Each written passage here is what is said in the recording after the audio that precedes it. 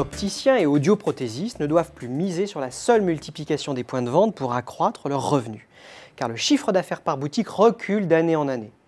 Selon l'étude de Precepta, il faut voir dans cette contre-performance les effets de 3 mutations à l'œuvre sur ce marché. D'abord, la demande est atone, conséquence des arbitrages de consommation des ménages face à des prix toujours élevés, des freins psychologiques à l'achat d'appareils auditifs et d'un accès aux soins trop long, notamment pour avoir une ordonnance, ce qui entrave le cycle de renouvellement. Deuxième facteur de mutation, la libéralisation progressive du marché avec entre autres la loi Hamon, qui vise notamment une accélération de la concurrence par les prix, pesant au final sur la croissance du chiffre d'affaires par magasin. Troisième et dernier facteur, la complexification du jeu concurrentiel avec notamment le développement des pure players de l'Internet ou l'arrivée des assureurs, voire des fabricants de verres sur le marché. En d'autres termes, les conditions de marché favorisent invariablement l'entrée de gamme, les modèles d'affaires low cost et le discount.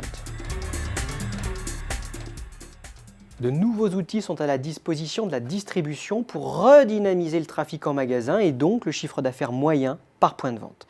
L'étude de Precepta en a étudié 3, nés de la révolution numérique actuelle. Il s'agit des technologies digitales qui font naître une expérience client renouvelée. À ce niveau, les distributeurs doivent absolument investir dans des outils de Web to Store et de Web in Store. Ensuite, les réseaux, et notamment les réseaux sociaux, qui sont un véritable instrument de conquête de nouveaux clients. Enfin, il y a aussi les objets connectés appliqués à la santé, source de très importantes innovations pour les distributeurs. Nous en reparlerons dans un instant. Mais ces outils ne serviront à rien sans au préalable un positionnement très clair pour se différencier.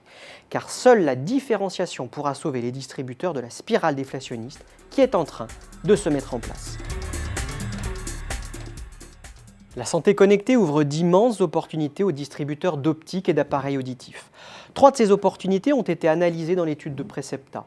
D'abord, elle permet l'optimisation de l'offre via la data et le prédictif. Avec le big data et les objets connectés, il devient ainsi possible de collecter une somme d'informations sans précédent sur les comportements et les besoins des clients.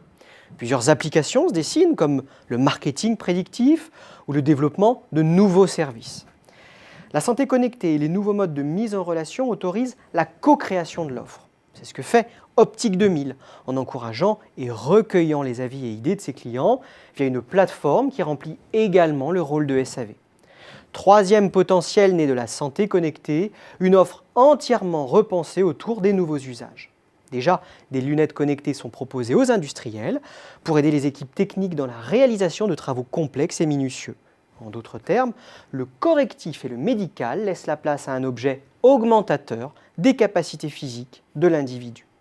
On le comprend, les objets connectés à travers la santé connectée peuvent remettre en cause les logiques de captation de la valeur au sein de la filière des équipements optiques et auditifs. Les distributeurs doivent dès lors s'interroger sur les ressources et les relations stratégiques à maîtriser pour occuper un rôle clé dans l'écosystème de la santé de demain.